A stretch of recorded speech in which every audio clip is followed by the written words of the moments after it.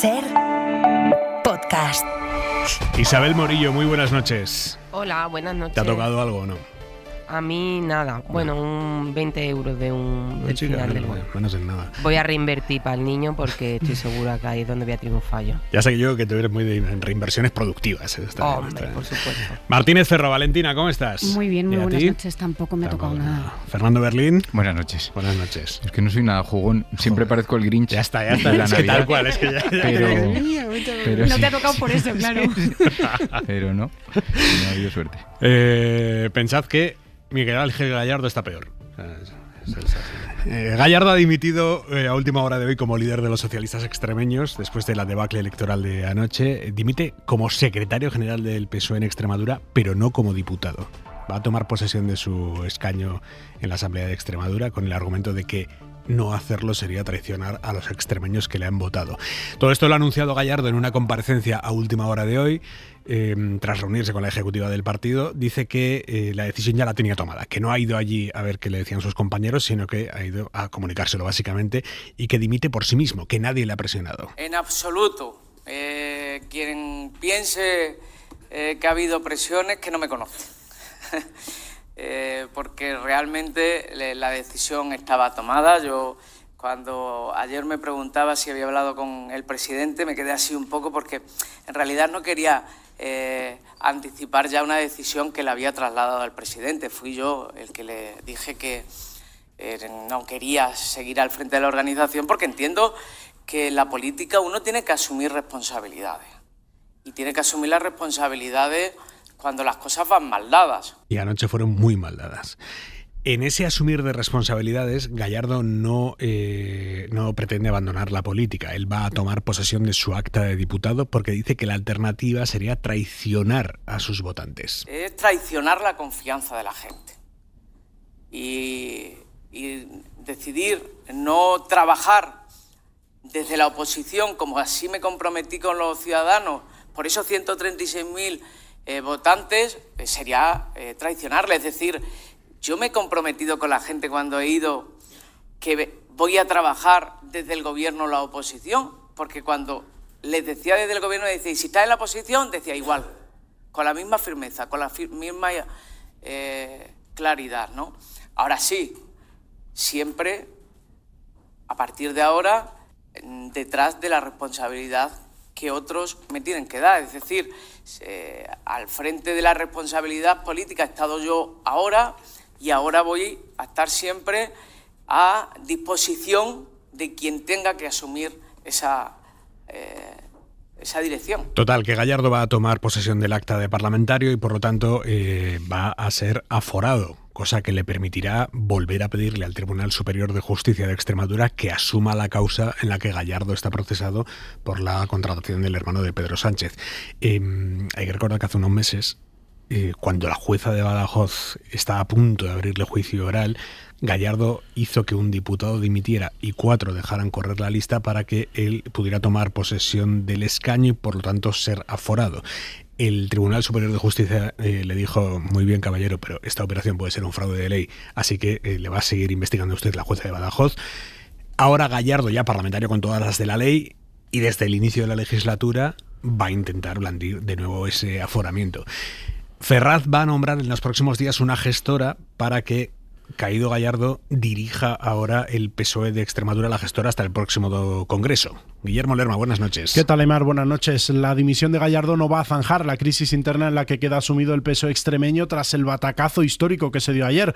El partido está dividido, ya lo estaba de hecho antes de las elecciones, y la decisión del candidato de dejar la Secretaría General, pero no el escaño, ahonda aún más en esa situación. La de esta tarde ha sido una ejecutiva de mucha tensión, pero lo que hace Ferraz es intentar encapsular la crisis, dejando que sea la Federación la que resuelva el problema para que el pesimismo no contamine a otros territorios. Se va a nombrar, como decías, a esa gestora que va a coordinar la actividad del partido hasta la celebración del Congreso Regional. Oficialmente, la dirección no entra a valorar esa decisión de Gallardo de mantener el escaño, aunque hay voces para todo, los que creen que el candidato ya no aportará nada al proyecto y quienes recuerdan que hay muchos ejemplos de socialistas que tras perder sus elecciones mantienen un puesto de representación institucional.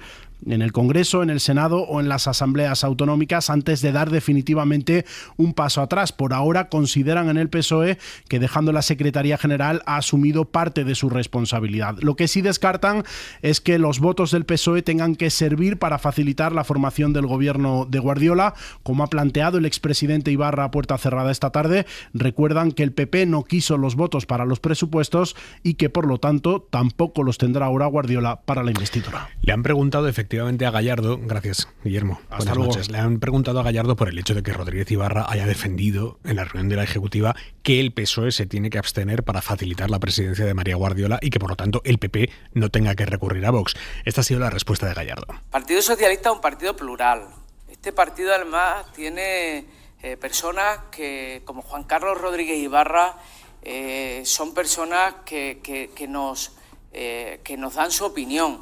Claro que se ha debatido esa posibilidad como cualquier otra, pero es que a esta dirección no le corresponde ya asumir responsabilidad ninguna. Por lo tanto, yo ni siquiera voy a entrar en ese tema, porque la responsabilidad de esa decisión le corresponde a la gestora. Pero en cualquier caso, el Partido Socialista es la alternativa a las derechas. Y Guardiola, cuando convocó estas elecciones, las convocó con un único objetivo: sacar mayoría absoluta. Si no la tiene, tiene que gobernar con la derecha. Venga, Morillo, empiezo por ti, tu análisis. Bueno, yo creo que efectivamente ese debate, por retomar el hilo del final, ese debate que hoy he intentado abrir o impulsar Rodríguez Ibarra en el seno de la Ejecutiva de los socialistas extremeños, en Ferraz está absolutamente descartado. O sea, ya antes de saber estos resultados habían puesto cortafuegos a la posibilidad de una abstención del PSOE para facilitar un gobierno del PP y cerrar el paso al partido de Abascal, a Vox, ¿no? Yo creo que eso nos puede gustar más o menos, pero eso ahora mismo no está en el escenario político.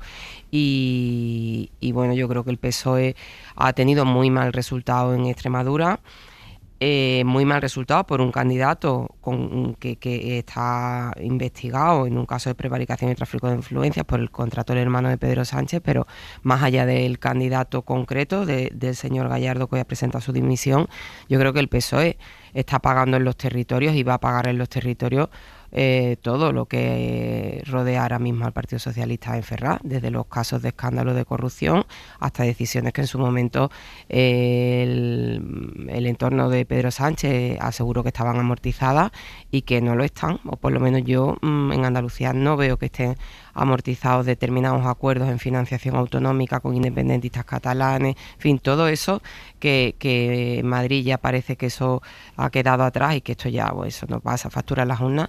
Todo suma y todo pasa, factura en las urnas. Yo creo que el ciclo electoral que viene por delante para el Partido Socialista va a ser muy duro.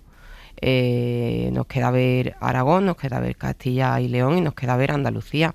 Y desde luego todos los sondeos hasta ahora indican que lo que ha ocurrido en Extremadura no es algo concreto de un territorio con unas características muy determinadas y con un candidato que era muy malo, sino que es algo que se va a extender en otras elecciones autonómicas. Y yo no sé si Ferraz se ha enterado o no, no sé si la dirección federal del partido ha tomado nota, no sé si Pedro Sánchez abrirá algún tipo de reflexión. Hoy desde luego no ha dado síntomas de ello, pero debería de hacerlo, porque el PSOE va a acabar hecho jirones y la situación, dicho por referentes socialistas en activo y jubilados, la situación del Partido Socialista ahora mismo es muy mala. Pues no es lo que ha dicho la portavoz federal del Partido Socialista hoy, Montse Mínguez. Mucho futuro por delante, porque hay Partido Socialista para rato y tenemos un proyecto socialista presidido por nuestro secretario general, Pedro Sánchez, que sigue vivo, muy vivo y más necesario que nunca. Fernando Berlín, ¿es extrapolable el resultado extremeño al Partido Socialista en el resto de España o es, como dice Feijóo, es el inicio de un declive irreversible?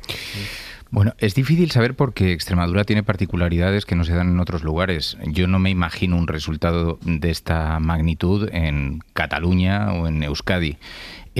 Es indudable que el PSOE tiene problemas serios. Una catástrofe electoral de esta magnitud no se explica, desde luego, solamente por el candidato, que en todo caso, ¿a quién le pareció una buena idea que un aforamiento exprés, un candidato de esta naturaleza, por mucho que se pudiera aludir a una supuesta lealtad por la protección a lo que estaba sufriendo respecto al hermano, o un conocimiento del territorio muy exhaustivo? Pero yo he hecho el ejercicio de escuchar intervenciones de Juan Carlos Rodríguez Ibarra o de Guillermo Fernández Vara, y la comparación es que no se sostiene. Cuando decía el candidato, el recién dimitido, sería ofender a la confianza de los ciudadanos. Es que el depósito de confianza de los ciudadanos que han votado al Partido Socialista está bajo mínimos. Entonces, no sé si se podrá extrapolar. Desde luego, es un mensaje bastante claro para el Partido Socialista. No está conectando. Hay una ola global en la extrema derecha, está creciendo, hay una campaña de asedio por todos los frentes, seguro que también hay una parte de eso, pero el Partido Socialista tiene que hacer una reflexión muy seria y algún proceso de autocrítica, que hoy no se ha visto una sola palabra de autocrítica, ¿no? Si no empieza por ahí, desde luego sí que va a ser la antesala de la catástrofe en el resto del país, que parece bastante probable a estas alturas. Valentina. Sí, yo también creo que estamos al inicio de un ciclo electoral que va a ser muy, muy duro, y que si no se hace ese proceso de reflexión, que como está diciendo tanto Morillo como Berlín, no parece, porque es que hoy ha sorprendido mucho, ¿no? Primero, la primera comparecencia del propio presidente del Gobierno, del secretario general del Partido Socialista, que la semana pasada nos sorprende haciendo un balance de final de año antes de tiempo, precisamente para no tener que comparecer después de las elecciones en Extremadura, porque ya presentía, y no hacía falta ser muy listo para saber que no le iba a ir bien, pero que hoy tiene una comparecencia a las 8:30 de la mañana en la que no tiene ninguna referencia a los resultados de ayer, ¿no? Es un poco como si no fuese con él, a pesar de que se ha involucrado personalmente en esta campaña, ¿no? Que esto es un resultado que ha sido, yo creo que catastrófico para el Partido Socialista, pero para el Gobierno de España también, porque a Sumar, en fin, ni siquiera estaba ahí, ¿no? Yo creo que, claro, parte de lo que pasa aquí es que lo que se ha presentado en Extremadura, tanto a Gallardo, el candidato, como el proyecto, es que no había un proyecto político que se estaba presentando en Extremadura. Este es seguía un proyecto personal del presidente, un proyecto personal de Sánchez, que todos sabemos que Gallardo estaba ahí precisamente por esa intención de estar aforado, que claro, ¿cómo lo va a dejar ahora? Si es que no tendría sentido que, si todo lo que ha hecho para intentar estar aforado, que es apartar a 4 compañeros, aunque no le dejase la juez hacerlo, cuando ahora tiene el aforamiento en su mano, es evidente, o sea, para esto, ¿no? O sea, es un proyecto personal. Y entonces, en esta idea, y abundando en esta idea, yo, claro, y creo que es importante que no solamente se haga la reflexión por parte del Partido Socialista, sino que hagamos la reflexión también entre todos por los resultados de estas elecciones y todas las que vienen detrás, ¿no? Que es importante que el Partido Socialista sí se plantee si de verdad la amenaza, como dice, es una amenaza de la ultraderecha y de Vox, la idea de que se pueda apoyar al Partido Popular en un momento dado. Por lo tanto, entiendo que el partido que hizo la transición en España, recordemos también que Monago fue investido con 3 votos, gracias a 3 votos, a abstención de 3 votos, de Izquierda Unida, ni más ni menos. Es decir, que cuando queremos que el país avance, cuando queremos que las cosas salgan y cuando queremos evitar esta polarización que todos decimos que queremos evitar, de verdad tenemos que poner los medios para ello. Me cuesta entender, Valentina, que al propio PP le interese. Esto es otra cosa. Que el PSOE amague incluso con ofrecer una abstención. Esto es otra cosa, pero... Con el PP en plena pugna con Vox. O sea, ¿de verdad el PP quiere darle ese carburante premium a Vox para reforzar ese argumento permanente de Vox? El PP al final es igual de socialdemócrata que el PSOE, va muy de derecha, pero terminan pactando con el PSOE. O sea, ¿al PP le interesa abrir siquiera este debate? Es que por eso te digo que creo que... O sea, he empezado diciendo que deberíamos de abrir esta reflexión entre todos. Y cuando digo entre todos es porque ayer María Guardiola lo que dijo fue: voy a abrir conversaciones con todo el mundo. Voy a hablar con el Partido Socialista, y hoy evidentemente Vox ha entrado ahí, pero directo, diciendo que le pida los votos al Partido Socialista, porque de esto también haríamos una causa. Pero entonces lo que sí creo que es importante es que sepamos a lo que nos enfrentamos, y lo sepamos todos, porque al Partido Socialista y a Pedro Sánchez le interesa le interesa este juego en el que engordar a Vox le ha ido bien hasta llegar ahora. Fernando. La idea del gobierno de concentración o de la alianza Partido Popular-PSOE que resurge cada cierto tiempo en el debate, es evidente que haya una parte del PSOE a la que le parece muy seductora. Es una idea que es permanente. Es un debate que se va a dar ahora. Probablemente ayer el propio Gallardo en el discurso, cuando decía... Pero yo creo que ahí lo que apuntaba además Aimar es la clave de este asunto. Es que el Partido Popular ni siquiera estaría dispuesto a escuchar la oferta. El propio Gallardo ayer en su discurso señaló, aunque presume la candidata del Partido Popular de hablar con todos, a mí no me envió los presupuestos para discutirlos. Y lo puso de manifiesto en el propio discurso de análisis del resultado electoral. Yo creo, desde luego, que ese va a ser un debate que se va a dar en el Partido Socialista, que es un debate que se da en la izquierda. Podemos aceptar que en este país vuelva la extrema derecha con peso, porque claro, ayer el mensaje que recibió Feijóo fue que ya no van a ser 2 miembros en el gobierno, que pueden ser 5 si lo exige, pero no digo en este gobierno, digo en unas hipotéticas elecciones generales. El precio de Vox ha subido.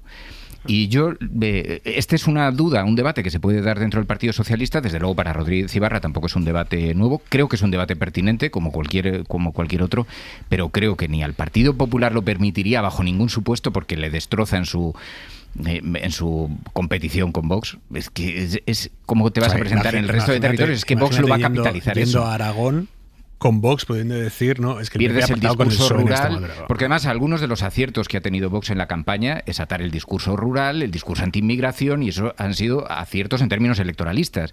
Pero ¿cómo va a perder esos escenarios el PP? Es que no lo va a permitir.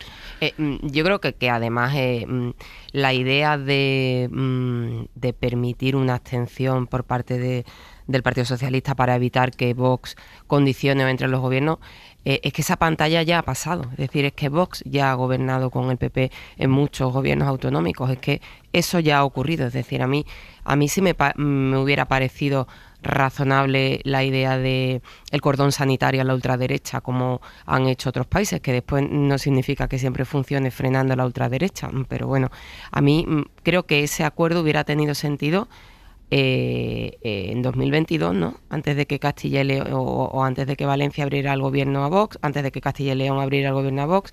O sea, esa pantalla ya la hemos pasado. Vox ya ha formado gobierno con el PP y eso es algo que va a seguir ocurriendo.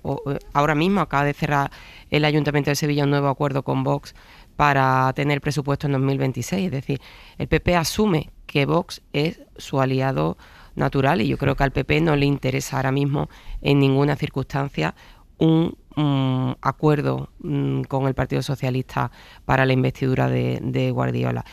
Y es más, al PSOE, en su estrategia electoral en otros territorios, por lo menos en Andalucía, lo que dicen los dirigentes socialistas es que la única ventana de oportunidad que ven aquí es que haya muchos gobiernos por delante de PP y Vox y lleguemos a las elecciones autonómicas andaluzas en junio, que es cuando tocan, si se celebran ahí, con Vox de la mano del PP. O sea, para ellos la carta de Vox, para el Partido Socialista, la carta de Vox sigue siendo una baza electoral. Claro. Eso es así. Entonces yo creo que ahora mismo ese debate que se va a producir y que ya lo estamos teniendo y que ya ha estado sobre la mesa con Rodríguez Ibarra, con ese, creo que es un debate falso. Es decir, ni PP ni PSOE están ahora mismo en eso. No creo que ahora mismo el momento político sea ese. Creo que deberíamos habernos planteado esto, haber exigido esto mucho más atrás. Y después hay que tener en cuenta también que es que ahora mismo hay un partido de la oposición, el principal partido de la oposición de España, no tiene, o sea, los puentes están rotos. O sea, Pedro Sánchez y Feijóo no hay posibilidad de que se hablen para nada. Es que ahora mismo hay una oposición feroz, durísima. Ahora mismo no. Ha sido una oposición feroz y durísima desde que el Partido Socialista formó gobierno, pese a que el PP ganó las elecciones. El PP eso no se lo ha perdonado nunca al Partido Socialista, ni se lo va a perdonar ahora que empieza o cree que va a empezar a encadenar victorias electorales. Hoy el PP y Vox han empezado a cruzarse mensajes de advertencia como prólogo de la sinergia, porque el PP más allá de lo que termine este debate de fuegos artificiales propiciado hoy por Ibarra, pero el PP necesita que Vox se abstenga para que Guardiola sea investida, y Vox obviamente no se puede permitir ir dentro de 2 meses a las elecciones en Aragón o a Castilla y León dentro de 3, habiendo dado un espectáculo de bloqueo ahora en Extremadura. Así que el final del camino de esta negociación está dibujado. Lo que empieza ahora es el tránsito, una negociación que seguro va a ser espinosa, pero que, bueno, en la que a ninguna de las dos partes le queda otra que terminar convergiendo. ¿Qué es lo que pasará? David Junquera, buenas noches. Buenas noches. Eso es al menos lo que piensan en Génova, que Vox no puede ponerse especialito porque si bloquea más de la cuenta le estará haciendo la campaña Azcón en Aragón, Mañueco en Castilla y León o Juanma Moreno en Andalucía. Feijóo ya le ha dicho a Abascal que no se equivoque de trinchera. Espero que Vox comprenda lo que la mayoría de españoles que ansían un cambio nos están pidiendo. Que no se equivoquen de adversario nunca más. El adversario no es el Partido Popular. El adversario no está en esta sala. El líder del PP piensa que los resultados son claros y que la consecuencia debe ser un gobierno de Guardiola, fruto de la proporcionalidad que dejan estas elecciones. Que han sido clarificadoras y que no admiten interpretaciones caprichosas. Debemos proceder con la responsabilidad y la proporcionalidad que nos han dictado todos. Pero en Vox van con la idea de buscarle las cosquillas al PP y a su candidata. Lo deja claro siempre que tiene un micro delante Santiago Abascal. Que ha convocado unas elecciones para no depender de Vox y los extremeños le han dicho que si no quieres taza, en este caso no es taza y media, le han dicho 2 tazas. A pesar de tener que beber la cicuta de esas 2 tazas, Guardiola sigue pensando que convocar a las urnas mereció la pena. Por supuesto que ha merecido la pena. Nosotros vamos a seguir trabajando. Yo lo que voy a pedir es responsabilidad.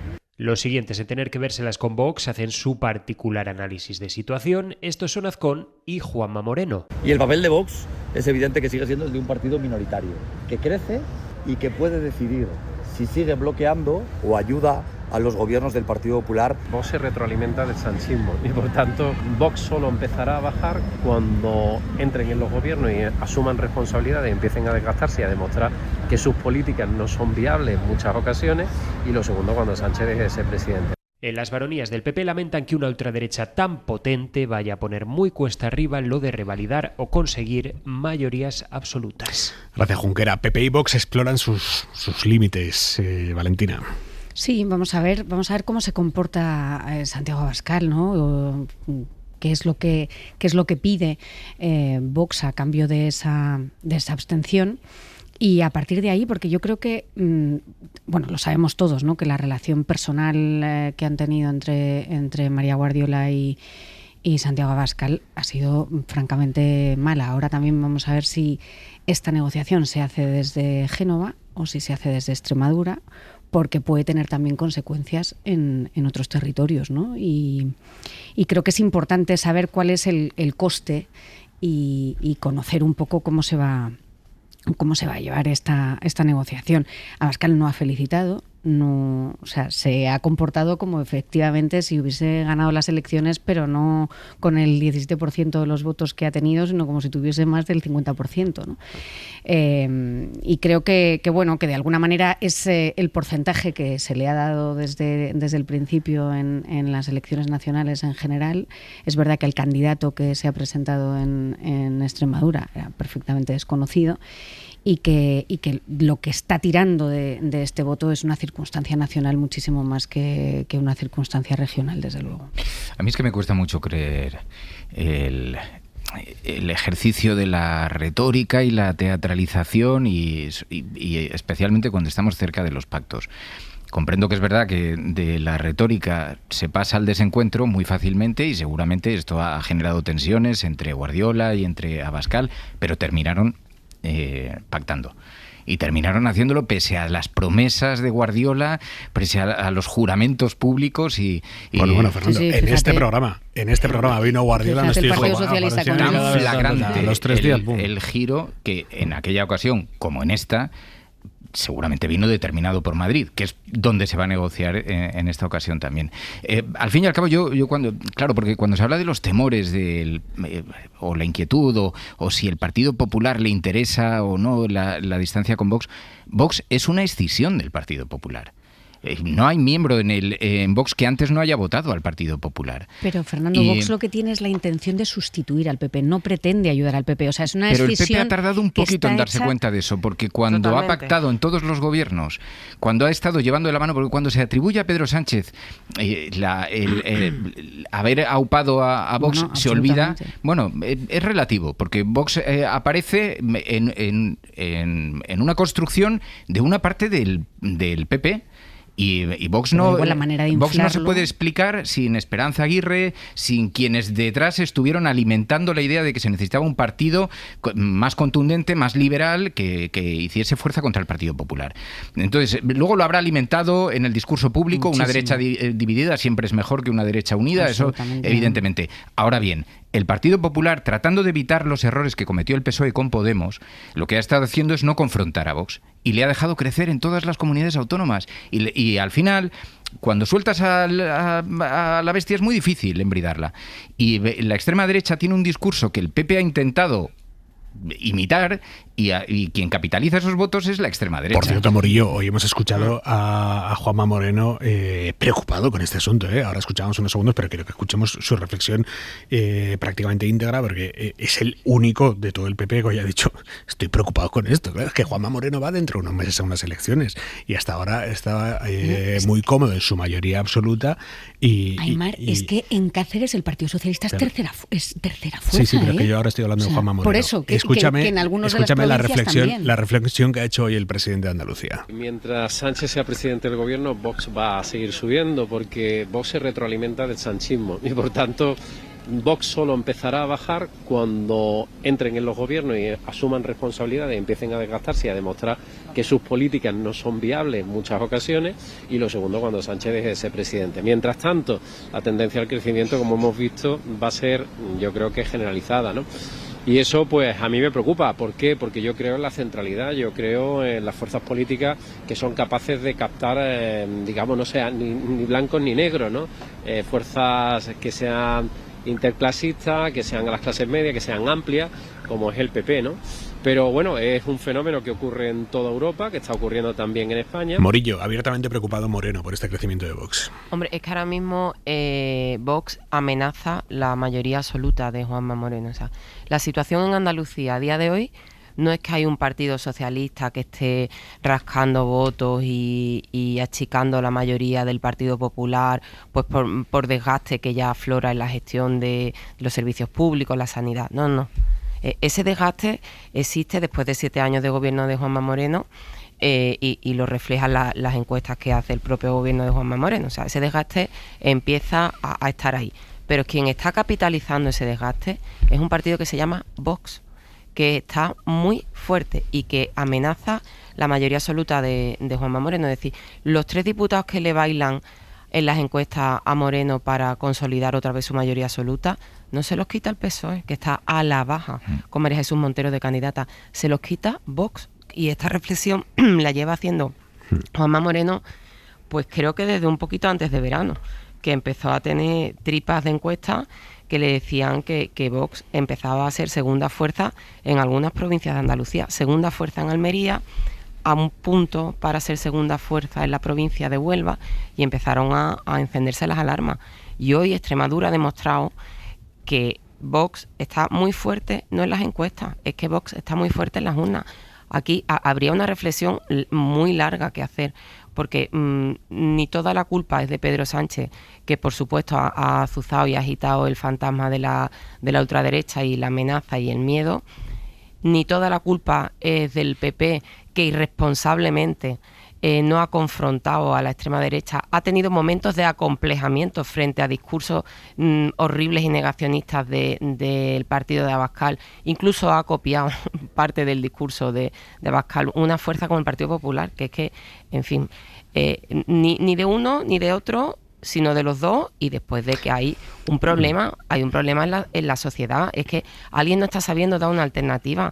Yo no sé si será verdad o no esto de que repite Moreno, que ahora mismo los votos que está llevándose Vox no son del Partido Popular, sino son del PSOE, porque los politólogos sabemos que eso todavía no lo tienen claro, no se sabe si de verdad Vox está penetrando en barrios obreros, con el rollo de la amenaza de la inmigración y tal. Todavía yo creo que esos datos no lo sabemos si cualitativamente está ocurriendo. Pero ni la izquierda está dando una alternativa al discurso de la extrema derecha en España, ni la derecha conservadora de centro ha confrontado al partido de Abascal, que es un partido que cuenta muchas mentiras. Es populista. No sé, Valentina, hasta qué punto este carrusel electoral que se ha montado el PP se ha diseñado para la primera mitad de un año entero, elecciones cada mes y medio, autonómicas en media España. Esto tiene un riesgo que se ha visto en Extremadura, que es evidenciar la dependencia cada vez mayor del PP respecto a Vox, y que haya parte del electorado del PP, montante conservador, que vea que Vox crece, que Vox está de moda, que se puede dar un caprichito canalla votando a Vox, y que se lo pueden permitir los votantes del PP, y que esto le dé un disgusto al PP.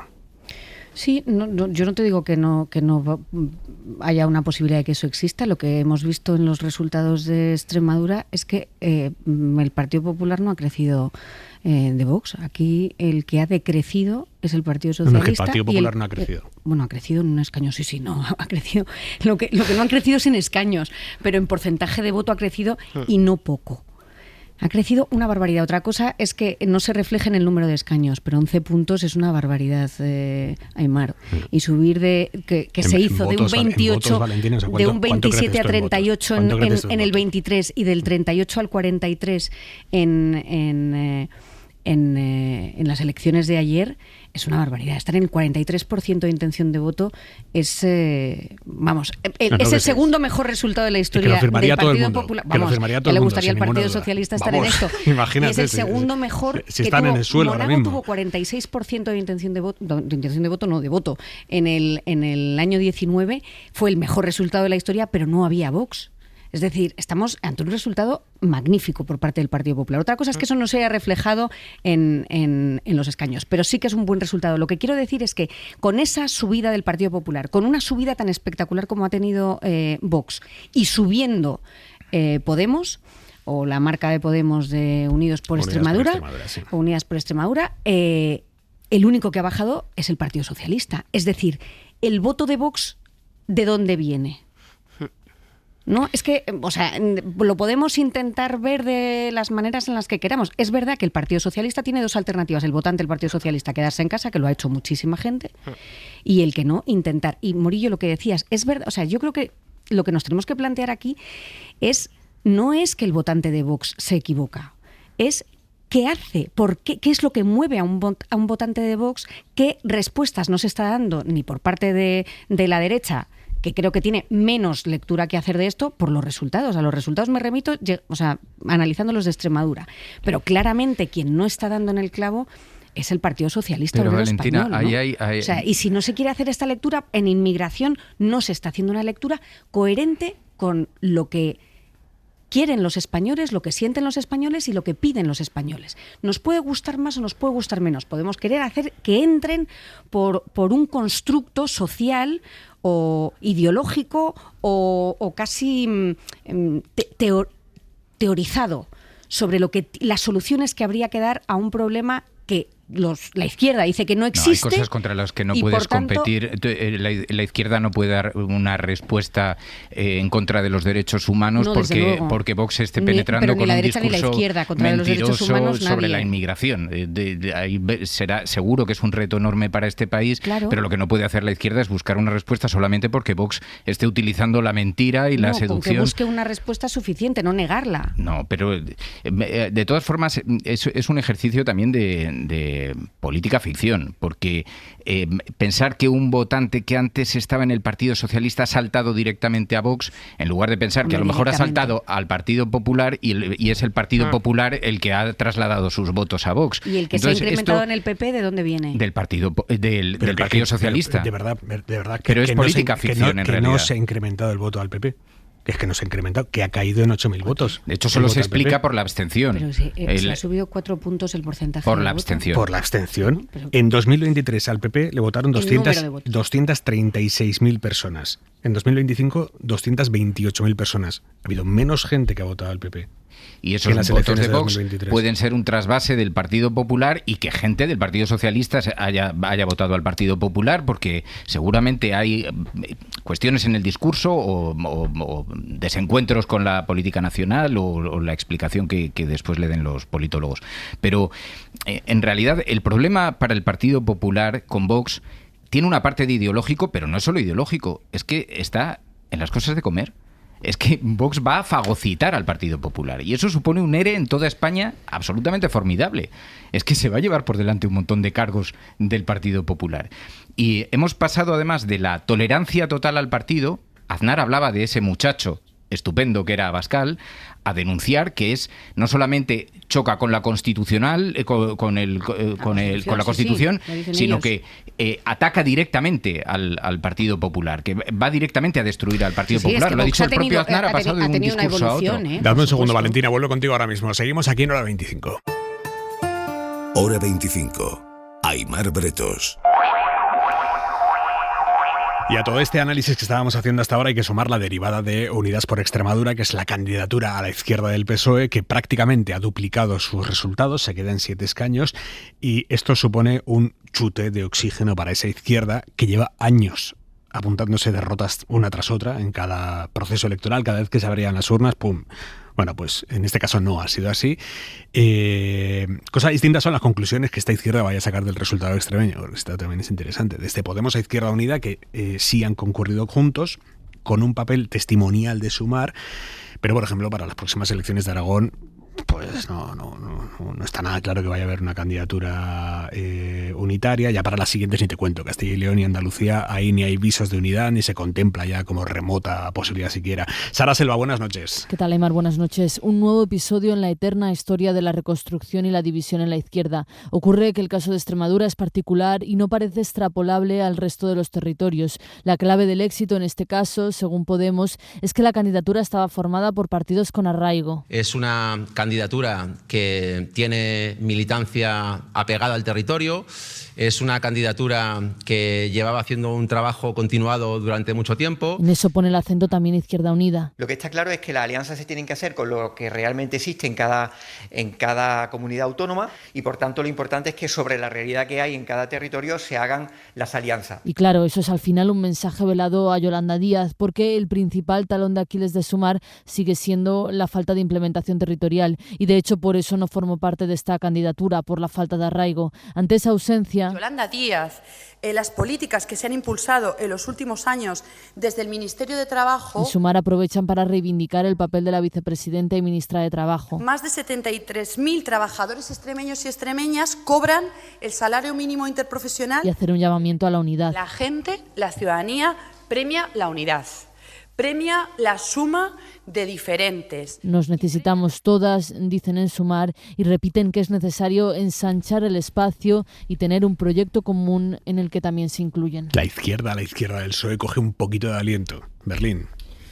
Bueno, pero también no se consuela el que no quiere porque también ha mostrado un techo. Con el proceso de desgaste mayor que ha vivido el Partido Socialista en su historia, no es que haya capitalizado mucho voto. Ha sido un éxito. Reabre el debate sobre la unidad, que siempre es muy pertinente dentro de la izquierda, pero... es que mira, es que estoy mirando, es que el PSOE ha perdido 110.000 votos, han pasado de 244 a 136, y esta candidatura ha pasado de 36 a 54, se ha ganado 20. Y era el momento más propicio de todos los posibles, porque además la candidata era muy buena, ha hecho una muy buena campaña con una penetración territorial extraordinaria, ha tenido repercusión en los medios, han sabido hacer una campaña muy buena y aún así no lo han conseguido. Pues volverá a resurgir el debate si la izquierda tiene que estar unida, si puede haber una candidatura nacional o de nación de naciones o si las identidades, y en realidad lo que vemos es una gran división entre candidatos, entre familias políticas que están absolutamente enfrentadas. Yo no sé si las sugerencias de Gabriel Rufián a algún tipo de candidatura estatal de las izquierdas, eso se puede concretar. Yo lo he hablado con Arnaldo Otegi y parece partidario también de algún tipo de candidatura, de imitar el modelo en Euskadi, pero en el plano nacional. Pero honestamente creo que no estamos en este tiempo político, que ahora mismo no hay posibilidad alguna porque todo el mundo quiere mantener sus pequeñas trincheras de autonomía y eso no puede fabricar coalición alguna. Valentina Morillo. Bueno, yo creo que, o sea, por un lado, es verdad que no estamos contando que estas son unas elecciones, a diferencia de las anteriores, en donde eran municipales y autonómicas. Esta es la primera vez que, o sea, se presentan solas y eso también ha bajado un poco porque el voto municipal tira mucho de la movilización, ¿no? Donde la gente es más fácil que vaya a votar cuando tiene al alcalde también por el que votar. Sobre esta idea de la unidad de la izquierda, es verdad que el resultado y yo vi en directo, ¿no? Supongo que como todos, el discurso que hizo la candidata de Unidas por Extremadura, y es verdad que ella hablaba del impulso que esto daba a un proyecto nacional, o sea, un proyecto que iba más allá de esa misma noche, ¿no? Lo que dijo fue esto da alas a la idea de una izquierda transformadora y que de verdad sirva. Yo creo porque de alguna manera lo que necesitan es aglutinar pues todo ese desgaste que tiene Sumar claramente al estar en el gobierno, ¿no? O sea, no hay una alternativa al Partido Socialista y lo que sí dicen las urnas de ayer es que, oiga, mientras no nos separemos de aquí, esto drena, ¿no? Y drena el esfuerzo de todos. Entonces, claro, la pregunta es ¿qué aporta ahora mismo Sumar, si es que existe, a un proyecto de una izquierda integrada? Pues prácticamente nada, pero entre Unidas Podemos e Izquierda Unida, que sí que tiene pues un proyecto una presencia territorial fuerte, tiene líderes en muchos de los territorios, tiene una presencia y un proyecto político que creo que puede llegar a tener un arraigo importante como para poder presentarse. Es verdad que es que renunciar, porque esperar a que el Partido Socialista proponga un proyecto político para la izquierda es con la circunstancia en la que está, en donde se ve claramente que, ¿cuál es la alternativa que tiene Pilar Alegría para poder presentar un proyecto de verdad de gobierno para Aragón? Ninguno. Con todo el escándalo nacional que es permanente una y otra vez, pues entiendo que si hay alguna alternativa tiene que venir de Podemos y de Izquierda Unida. Morillo. En Extremadura ha habido una candidatura de unidad porque su candidata, que a mí me parece que ha hecho una magnífica campaña, Irene de Miguel, se plantó a la dirección nacional de Podemos y dijo, mira, no, yo voy a mantener mi candidatura unitaria, yo soy autónoma, lo que pasa en Extremadura se va a decidir aquí y no lo van a decidir en Madrid, y nosotros vamos a ir en una candidatura de unidad y vamos a mantener Unidas Podemos como hasta ahora. Después tuvo que negociar y le dio a Sumar un puesto irrelevante porque es la condición que se le estaba imponiendo y para evitar que todo saltara por los aires. Pero ese no es el plan que tiene Podemos. O sea, en Andalucía está clarísimo. A la izquierda del PSOE habrá tres papeletas. Por un lado irá por Adelante Andalucía, que es el partido que ya se escindió en su momento de Podemos, que era el de Teresa Rodríguez Quiche, que ahora mismo será de José Ignacio García su candidato, al que las encuestas le dan un buen resultado. Y después hay dos partidos más, uno que es Podemos y otro que es por Andalucía, donde se integra Izquierda Unida y Sumar. O sea, ¿eso en qué cabeza cabe? Que a la izquierda del PSOE haya tres papeletas, ¿eso en qué cabeza cabe? La unidad a la izquierda le sienta bien. No todo, por supuesto no es extrapolable a lo mejor lo que ocurra en Extremadura, letra por letra, pero esa candidatura de unidad ha funcionado. Tú al elector no lo puedes volver loco. Y después a mí me parece dramático el dato de participación. Sinceramente, yo que en una elección autonómica se registre una participación del 62%, o sea, a mí me parece un dato que tiene que dar que pensar. Porque esa abstención a quien está castigando es a la izquierda, porque es la que se ha desplomado. O sea, ¿puede castigar también al PP? Puede ser. Pero desde luego a Vox no lo castiga la abstención, porque el cabreado va y coge la papeleta de Vox. Esa abstención también tendría que abrir una reflexión en la izquierda, porque cuando la gente desiste de ejercer su derecho al voto, ¿Qué alternativa se le está ofreciendo a la gente para que prefiera quedarse en su casa de verdad? Fernando. Yo creo que además ahora es un asunto de responsabilidad, pero también hay que desmitificar un poco la idea. La derecha también está dividida. Y está muy dividida, no solamente con Vox. Hay muchas derechas, muchos tipos de derechas, y a la extrema derecha, ni te cuento. Pero además, Sumar fue un gran proyecto aglutinador. Unidas Podemos fue un gran proyecto aglutinador. Y de hecho, la coalición de Sumar no tenía precedentes. Nunca se había puesto de acuerdo a tantos partidos, tantas corrientes, las mareas, como se puso. Cometieron el error, probablemente, de no conseguir seducir, convencer, atar o solicitar o tener la humildad de aceptar a Podemos en la dimensión necesaria dentro, porque probablemente ahora estaríamos hablando de otra cosa. Y seguramente porque la convivencia era ya imposible. Pero explorarse, se ha explorado la idea y se ha conseguido y se puede volver a hacer y puede volver a ocurrir. Han surgido líderes que no nos imaginábamos hace 5 años. Lo de Gabriel Rufián, claro, yo hago una lectura un poquito empírica de lo que se observa en los círculos de la izquierda, en las redes sociales, en los movimientos. Pero lo de Gabriel Rufián es un fenómeno que no había sucedido en la izquierda hace muchos años. Claro, es altamente improbable que se pueda dar las circunstancias para que pueda entrar en una suerte de candidatura nacional. Habrá que ver además quién es el candidato de Sumar, si es que es Yolanda o no es Yolanda, o es Bustinduy, si es que le consiguen convencer, o cualquier otro de los candidatos que tanto se insinúan en los oscuros callejones de la Corte madrileña. Pero ya se ha hecho, se puede hacer y cuando lo han hecho les ha funcionado. Me encantaron los oscuros callejones de la Corte madrileña. Me encanta. Yo creo que también está pasando un coste político altísimo seguir en el gobierno, ¿no? O sea, es que esa hiperventilación que está teniendo Sumar permanentemente con Yolanda Díaz diciendo esto es intolerable, esto no puede ser, hay que hacer un cambio de gobierno. Ya tenemos el cambio de gobierno hecho esta mañana.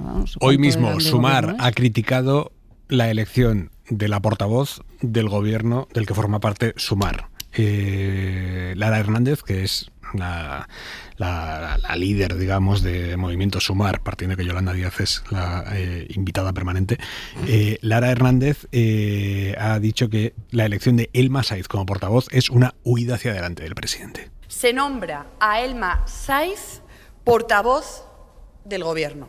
Esta es una decisión que es directamente una huida hacia adelante. No es ningún cambio de rumbo, sino que para nosotras y para nosotros tiene toda la pinta de ser una negación de la realidad. Sumar sobre la elección de la nueva portavoz del gobierno del que forma parte Sumar. Es que no es menor esto. Sí, por eso. O sea, es que en fin, es bastante sorprendente. Pero es eso, es un permanente no, pero no hay más consecuencias. Es decir, esta señora va a ser la ministra portavoz del gobierno. Yo, claro, estoy de acuerdo con que esta elección, no sé si es una huida hacia adelante, lo que sí es sorprendente es cómo lo ha anunciado el presidente, ¿no? El presidente del gobierno ha dicho que está con ganas, con energías renovadas, con las pilas cargadas, que no sé cómo se ha cogido 2 semanas de vacaciones, porque ya las tiene cargadas, ya está, que está dispuesto a pelear para sacar adelante cada iniciativa con voluntad de diálogo y ya con la certeza de contar con los mejores perfiles. Entonces vamos a analizar los 2 perfiles que nos ha propuesto esta mañana y que... Tolón Milagros Tolón. Milagros sí, Tolón, la nueva ministra de Educación. Nueva ministra de Educación para ser, pues eso, ministra de Educación del Gobierno de España. Que no es cosa menor, ¿eh? No es cosa menor. De hecho, no, al revés, todo lo contrario. De hecho, yo creo que es muy sorprendente también este perfil, por eso digo de contar con los mejores perfiles para llevar a cabo esta tarea, ¿no? Teniendo en cuenta el bagaje que tiene el presidente del gobierno, Pedro Sánchez, en los últimos, como headhunter, ¿no? ¿Qué pega le pones a Tolón como ministra de Educación? Bueno, vamos a recordar algunos de los ministros de Educación importantes que ha tenido el Partido Socialista. Por ejemplo, Gabilondo, por ejemplo, Maraval, por ejemplo, Isabel Celaá. Pues tenemos catedráticos, tenemos gente que tiene un perfil académico fuerte o mucho experiencia en el campo educativo, porque la educación para la izquierda es importantísima, para la derecha también, pero para la izquierda ha sido uno de los bastiones importantes de los proyectos políticos, cuando tenían proyecto político, cuando había, que insisto, desde el principio voy diciendo que hay una parte de todo esto en que estamos en un proyecto personal del presidente Sánchez, pero no tiene nada que ver con un proyecto político del Partido Socialista. Y esto es parte de todo lo que está pasando, ¿no? Y la elección de Tolón sorprende, porque esto es única y exclusivamente, todos lo sabemos, para hacerle daño a Paje. O sea, es una elección que no tiene nada que ver con una estrategia y un proyecto político, sí tiene que ver con un proyecto personal. Fernando. Yo no me atrevo, el tiempo lo dirá, y en todo caso no queda tanto recorrido electoral, tanta legislatura, como para que sea un movimiento muy determinante. Yo creo que las discrepancias de Sumar vienen más determinadas porque no hay cambio de rumbo, porque es un movimiento menor, pese a la demanda de gestos que estaba haciendo Yolanda Díaz, que estaba haciendo Sumar, y que en la izquierda se siente y se nota. Y no ha habido tal crisis de gobierno, no ha habido tal movimiento. Es verdad que en el caso del Masaiz también hay desencuentros que tienen que ver con una cierta inacción en pues la ILP, por ejemplo, de regularización de inmigrantes, lleva en un cajón desde hace meses. Es un asunto que era transversal, que era capital para Sumar, y hay algunos desencuentros que sí que están sostenidos sobre políticas, pero creo que tiene más que ver con la cuestión general. Es un mensaje a cerrar. Es muy difícil pero yo para empezar yo no me atrevo, porque además es verdad que en esto luego siempre se nos reprocha a los tertulianos que desde la barrera es muy fácil dictar cuáles son los movimientos que tiene que hacer un gobierno, y yo comprendo que la dificultad de gestionar esto día a día debe ser extraordinaria, y no me atrevo a dar lecciones a nadie, mucho menos al gobierno. No las apuntan. Pero lo que es evidente es que para Sumar es muy difícil digerir lo que está ocurriendo dentro del Partido Socialista. Son 2 secretarios de organización, los casos de acoso, incluso con el mayor de los espíritus, porque Sumar necesita permanecer en el gobierno, porque probablemente se vería abocado a una crisis existencial si no hay gobierno. Pero incluso en esa necesidad también tiene que responder a las demandas de su propia militancia, sus bases, sus votantes o sus simpatizantes, ¿no? Morillo. Y no puede aceptar todo. No, hombre, yo creo que efectivamente la situación de Sumar es complicado. Sumar no puede romper el gobierno ni salirse del gobierno, porque es que Sumar ahora mismo fuera del gobierno, o sea, no es nada. Esa es la realidad de Sumar en estos momentos, ¿no? Yo sobre el nombramiento de Milagros Tolón como ministra de Educación, pues no conozco su perfil lo suficiente como para saber si será una buena o no ministra de Educación. Sí que leo en clave interna que es un desafío al liderazgo de Paje, claro que lo es, porque Pedro Sánchez sabemos que funciona así, igual que ha decidido que su Consejo de Ministros desembarque en las elecciones autonómicas, y ha mandado a Pilar Alegría a Aragón, y a María Jesús Montero nos la trae a Andalucía. Pues él tendrá que seguir moviendo su ficha y potenciando determinados perfiles que ganen peso y que sean capaces en un futuro, si se da la circunstancia y si Pedro Sánchez sobrevive al frente del Partido Socialista, pues desafiar a Paje, que es el gran varón crítico que queda ahora mismo en el Partido Socialista. O sea, estas componentes internas no son solo lecturas de los analistas políticos y de los tertulianos, que eso el propio Partido Socialista lo admite, ¿no? En el movimiento hay mucho de eso. Por cierto, esta señora que estuvo la semana pasada aquí en el besamano de la Virgen Macarena, fíjate tú qué cosa más curiosa. Tolón vino a la Basílica de la Macarena, que estaba la Virgen en besamano, y lo anunció la hermana. Hemos rescatado hoy el tuit y digo, uy, esta es la ministra de Educación. Claro, vino en calidad de delegada del gobierno de Castilla-La Mancha. Ella al parecer es muy devota de la Macarena, que es otra cosa que antes era común en los socialistas y ya no. Antes, tú sabes, profesaban el catolicismo, iban a las cofradías, a las hermandades, y eso ya últimamente esto es más raro de ver, pero ella estuvo aquí el jueves pasado. Todavía no sabía que iba a ser ministra, claro, si no, seguro que se hubiera encomendado a la Virgen con muchísima más fe. Seguimos en Hora 25. Y hay media en larguero con Yago de Vega. Muy buenas. Hola, Aimar, ¿qué tal? Muy buenas. Se ha acabado la última jornada en Primera División de este 2025, partido de San Mamés. Ha perdido el Athletic en casa, 1-2 frente al Español. El Español que logra además su quinta victoria de forma consecutiva. Y ojito, la temporada del Español, que ahora mismo es quinto, 23 puntos a 2 tan solo de los puestos Champions. Extraordinaria la temporada del equipo de Manolo González. El Athletic un poquito lo de siempre, llegando mucho y haciendo muy poquitos goles. Le falta mucho gol al Athletic Club. Vamos a hablar, por supuesto, de la lotería. de esos afortunados que han conseguido llevarse algo de dinero. Un equipo regional preferente de León, La Bañeza, que ha repartido 268 millones de euros, que se dice pronto. Y otro equipo de rugby en Vizcaya, Narratia, que ha repartido parte del tercer premio, 15 millones de euros, que tampoco está mal. Eso te iba a decir. Afortunados ellos. Hasta luego, Yago. Chao. Adiós. La ropa para mañana, Luismi Pérez. Buenas noches. Buenas noches, Aimar. Pues en Canarias una cazadora, un 3/4 en Madrid y en Teruel un plumón y con el pijama por debajo, porque tendremos heladas bastante potentes en esa zona del sistema ibérico. Por tanto, una jornada el martes que se presenta fría en todo el país, incluidos los archipiélagos, y con lluvias o nevadas. La lluvia más abundante va a caer en el oeste andaluz, sobre todo cerca del Golfo de Cádiz, también por la mañana en la costa vasca y durante el día entre Baleares y el norte de Cataluña. Atención, Aimar, con las cotas de nieve van a moverse en poco más de 500 metros en Cataluña, 800 metros en Aragón, Castilla-La Mancha y buena nevadita, por ejemplo, en la Sierra de Segura y en Alcaraz, allí entre Albacete y Jaén. Hasta mañana, Luismi. Hasta mañana. Adiós. Por cierto, es que me tiene hablando solo esto. ¿Sabéis el primer día de María Guardiola tras las elecciones a dónde se ha ido a dar una entrevista? María Guardiola, presidenta de indignada con eso. A Telemadrid.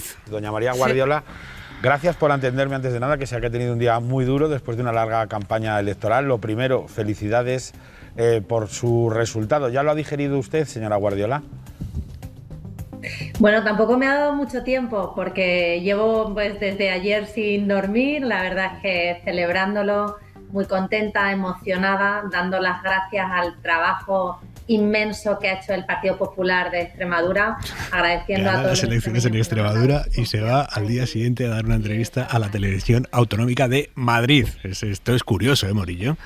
Sí, la verdad que yo creo que no está bien medido ni bien pensado. Hay muchos medios de comunicación en Extremadura que se merecen un respeto. Yo creo que acudir a dar tu primera entrevista a Telemadrid es un gesto muy feo para esos medios que la han acompañado en la campaña, que se acaban de chupar un tirón de días de trabajo tremendos, y estas cositas las deberían de valorar mejor. A mí es que además me parece muy cateto, sinceramente, Telemadrid. No entiendo.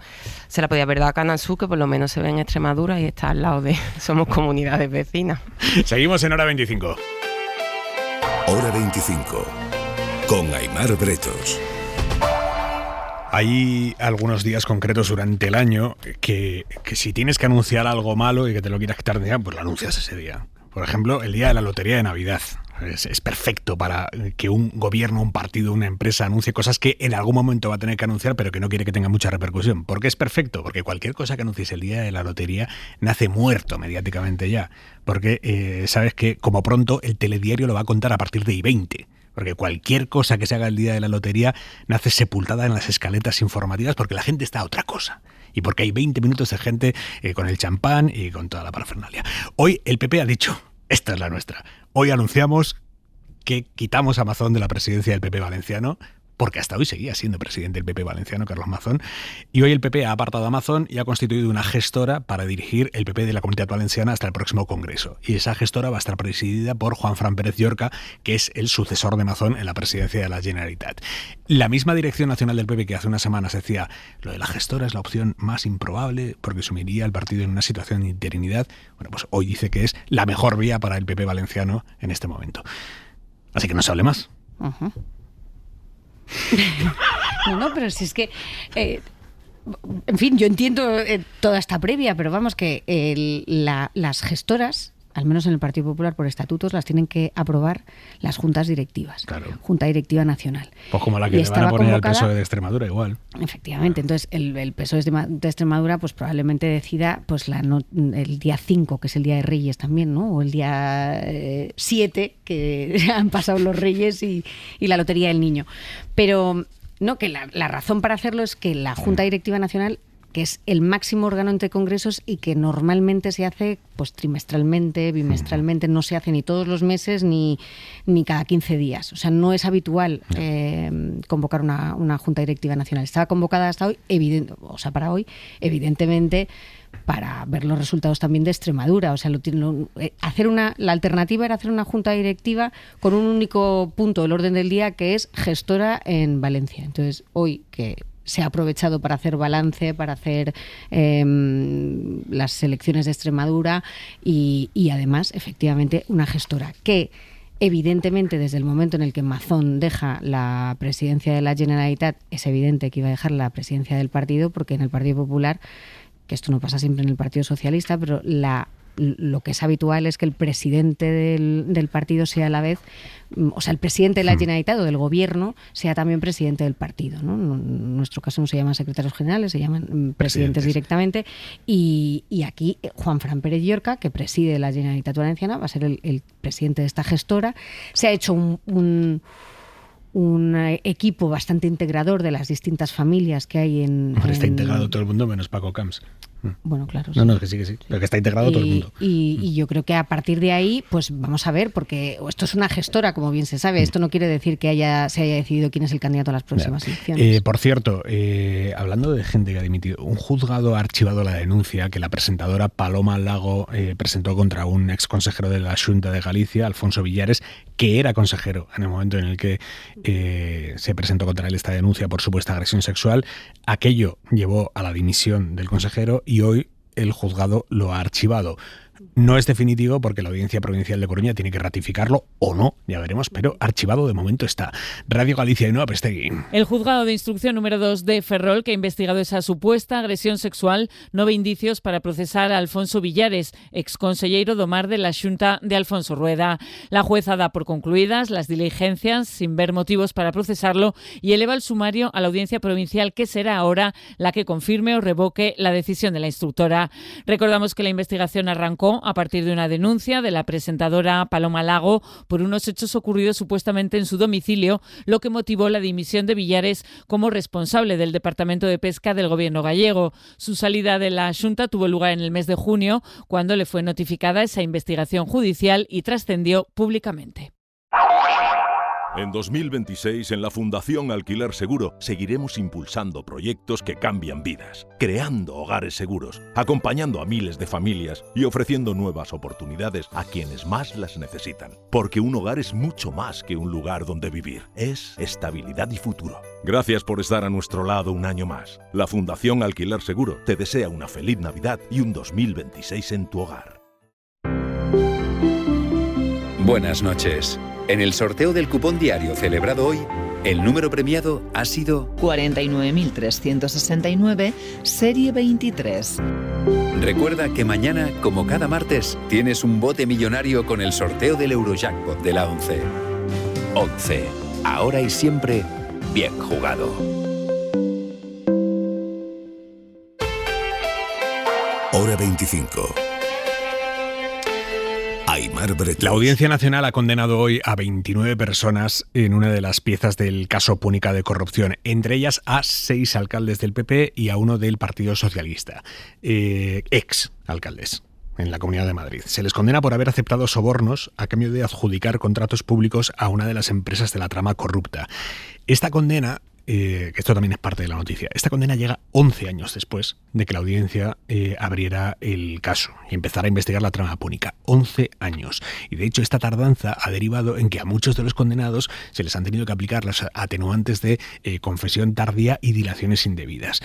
La propia Audiencia Nacional reconoce que esto es un despropósito, pero atribuye la tardanza a la sobrecarga de macrocausas que hay en la sala de lo penal de la propia audiencia. Miguel Ángel Campos. Condenas con penas de hasta 8 años de cárcel para 29 de los 37 acusados en esta pieza del caso Púnica, que ha considerado probado que distintos alcaldes y funcionarios de ayuntamientos de Madrid adjudicaron de forma fraudulenta contratos de eficiencia energética a la empresa francesa Cofeli a cambio del pago de sobornos entre 2012 y 2014. Han resultado condenados los entonces alcaldes del PP en Torrejón de Velasco, Moraleja de Enmedio, Villalba, Móstoles y Serranillo del Valle, y el del PSOE en Parla. También es condenado un exdiputado regional del PP, Mario Utrilla, mientras que son absueltos los exalcaldes de Almendralejo y Valdemoro. Entre los principales condenados, el corruptor David Marjaliza y los empresarios de Cofeli, que conformaron una organización criminal para conseguir las adjudicaciones untando a cambio a los alcaldes, con comisiones que oscilaron entre los 30.000 y los 500.000 euros.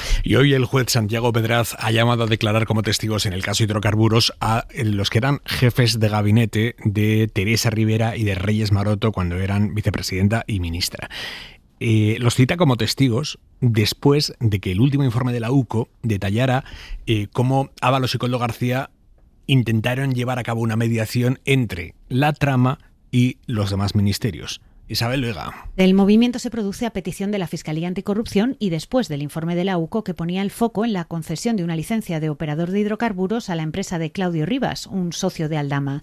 Habría dispuesto de hasta 1 millón de euros para conseguir ese permiso a golpe de influencias sobre Ábalos y Koldo García. Y esto se tradujo en 2 reuniones con Juan Ignacio Díaz Vidart, cuando era jefe de gabinete en el Ministerio de Industria, y también en contactos con Marc Pons, que era su homólogo en la cartera de Medio Ambiente. El juez cita a ambos como testigos el 28 de enero, también a un alto cargo de Minas que señalaba la Guardia Civil en su informe.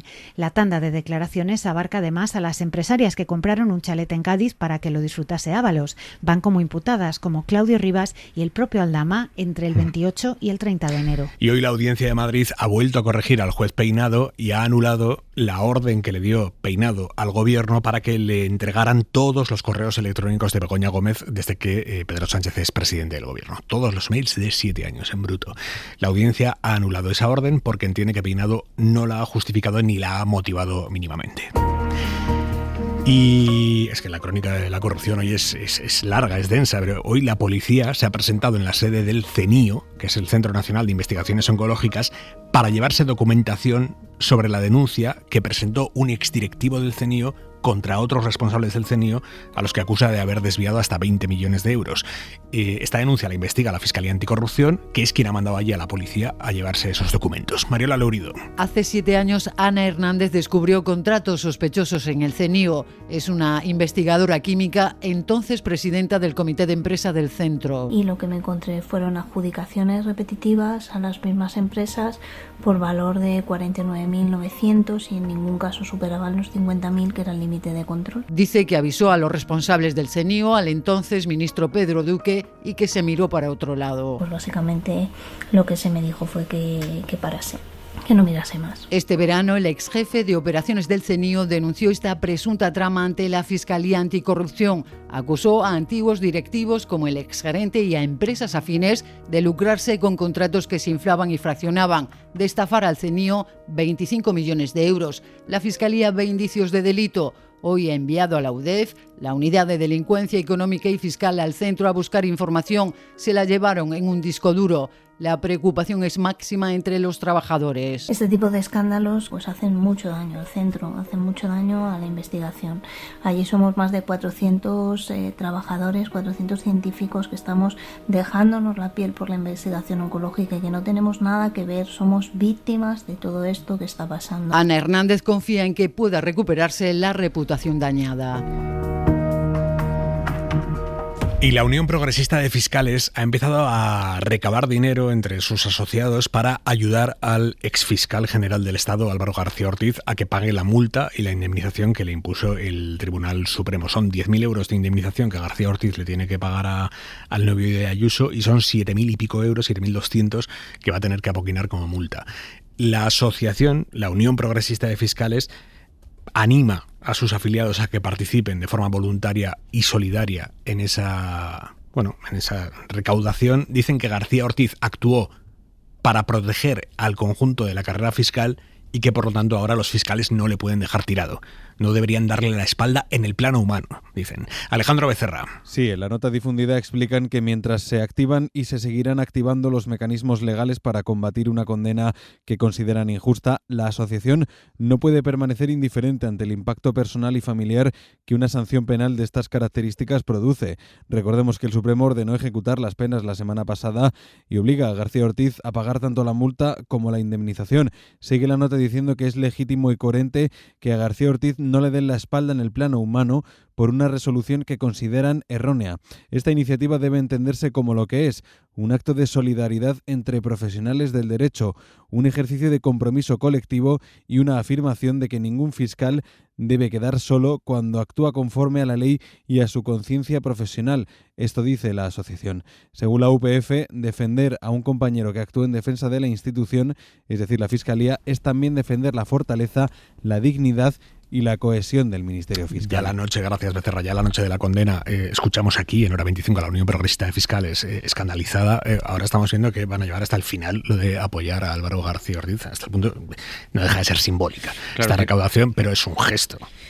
Tiene mucho de simbólico porque es evidente que él puede cubrir esa multa, pero es que la herida para la Fiscalía es extraordinaria. Yo creo que la derecha judicial, el Partido Popular, alimentando esta idea de la conspiración, ha calculado poco el daño tan extraordinario institucional que se le hace a los fiscales, porque además es que se ha puesto en cuestión todo, se ha puesto en cuestión a la policía, se ha puesto en cuestión las estructuras del Estado.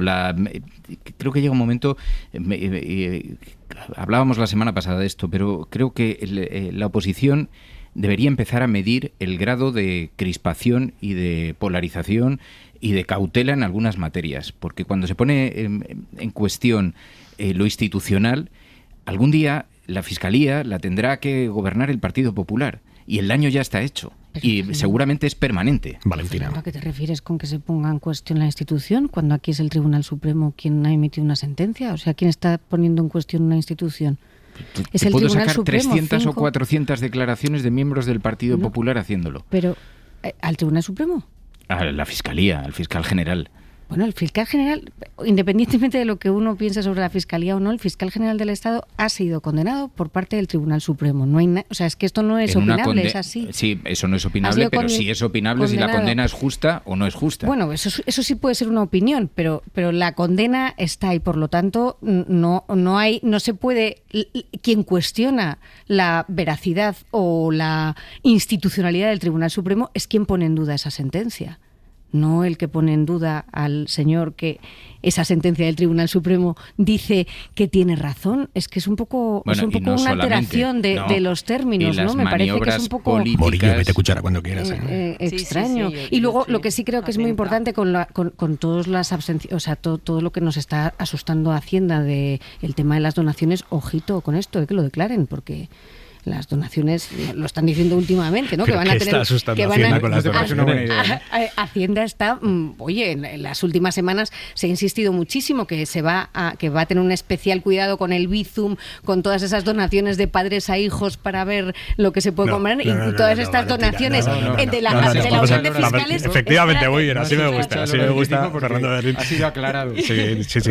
Lo que cambia con el Bizum es que a los que tienen un Bizum de empresa, de autónomos o tal, los bancos van a tener la obligación de pasarle a Hacienda el total de lo que reciban en ese concepto. Pero, por ejemplo, el Bizum que yo te hago a ti para pagarte parte de la cena, ese no te ha llegado. No me ha llegado. Pero ese, tú no te preocupes, que Hacienda no va a estar ahí. Ese no lo voy a declarar. Tú decláralo todo, por si acaso. de la Unión de Fiscales que lo declaren. Morillo. Bueno, no, yo creo que efectivamente es un gesto de solidaridad y de apoyo, porque hay una herida abierta entre los fiscales progresistas y consideran, no solamente han emprendido una campaña de recaudación de una cuota, por supuesto, voluntaria y solidaria, es que también hay una campaña recolectando firmas para pedir el indulto del que fue fiscal general del Estado, ¿no? Yo creo que efectivamente yo coincido con Fernando en que tardará mucho tiempo en que se cure esta herida, y hay una parte de la Fiscalía, de los fiscales, que consideran que al fiscal general del Estado se le sometió a una persecución y se le ha dado una condena injusta, ¿no? Eso es lo que ellos consideran, que yo también puedo tener mi opinión y la tengo, por supuesto, pero que creo que la herida está abierta y seguirá mucho tiempo así. Por cierto, una herida abierta empresarial en Estados Unidos con una empresa española. El gobierno de Trump ha bloqueado hoy el principal parque eólico marino que tiene Iberdrola allí en Estados Unidos, y lo hace alegando motivos de seguridad nacional. Pero claro, estamos hablando de que Iberdrola preveía una inversión total de 2.700 millones de euros en ese parque. Parte ya la tenía hecha y ahora Trump se lo bloquea. Adela Molina. El principal deber del gobierno estadounidense es proteger al pueblo estadounidense. Con este argumento, el secretario de Interior de Estados Unidos justifica la cancelación con efecto inmediato de todos los arrendamientos para parques eólicos marinos a gran escala de Estados Unidos. Los afectados son 5 parques, entre ellos el que Iberdrola está levantando desde 2021 y que ya está terminado en 3/4 partes frente a las costas de Massachusetts. 800 megavatios con capacidad para abastecer a 400.000 hogares y también industria, y con una inversión total prevista de 2.700 millones de euros según la propia empresa. El Departamento de Interior estadounidense argumenta que hay riesgos para la seguridad nacional porque el movimiento de las turbinas y las enormes torres reflectantes de estos parques, explica en un comunicado, interfieren con los radares. La nota dice también que la paralización permitirá evaluar la posibilidad de mitigar los riesgos junto a los promotores de los proyectos, aunque no da garantías. La decisión es un enorme varapalo para el desarrollo de las energías renovables en Estados Unidos. Es la segunda vez, además, que el gobierno de Trump ataca esta tecnología, la eólica marina, y afecta a Iberdrola. Ya en septiembre anunció la revisión de otros 2 parques eólicos marinos en esta misma zona que aún no han empezado a construirse. Y de Estados Unidos a Israel, porque más allá de la salvajada de Gaza, donde ya son más de 400 los palestinos a los que Israel ha matado desde que entró en vigor el alto el fuego, más allá de esa salvajada de Gaza, Israel sigue con su plan de ocupación del resto de territorios palestinos. Solo hoy ha derribado 13 pisos en Jerusalén Este, provocando el desplazamiento de un centenar de vecinos palestinos. Y esto llega un día después de que el gobierno de Netanyahu aprobara 19 asentamientos ilegales de colonos judíos en las inmediaciones de Jenin. Informa desde Beirut, Miguel Flores. Buenas noches. Este es el sonido que se ha escuchado hoy lunes en Silwan, un barrio palestino de Jerusalén Este.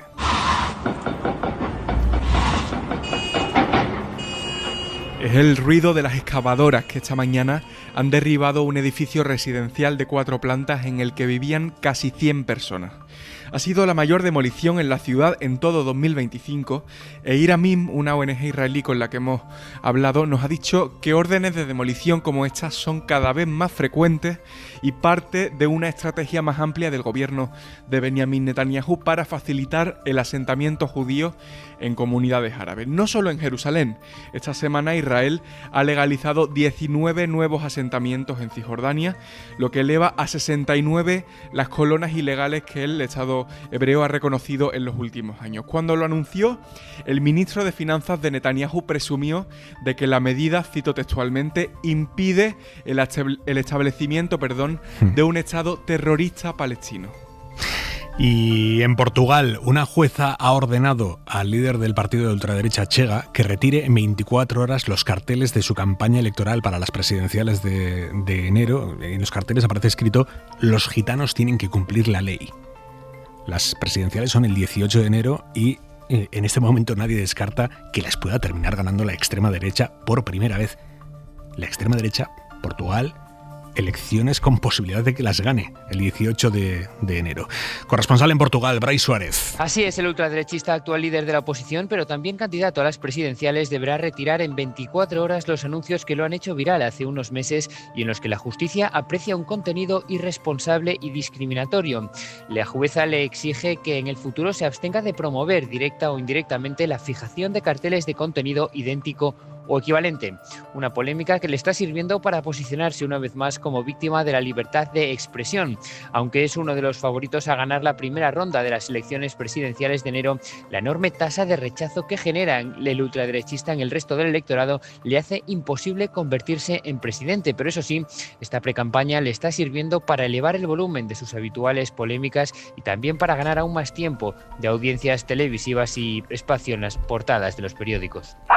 Terminamos ahora 25 como lo empezábamos, con el papel, el auge de la extrema derecha en nuestro ecosistema político, electoral y social. Lo dejamos aquí por hoy. Valentina Martínez Ferro, Isabel Morillo, Fernando Berlín. Un abrazo, amigos. Un abrazo, buenas Llega semana. ya Yago de Vega con el larguero aquí en la SER. Hasta mañana. Adiós. Hora 25 con Aimar Bretos. Para no perderte ningún episodio, síguenos en la aplicación o la web de la SER, Podium Podcast o tu plataforma de audio favorita.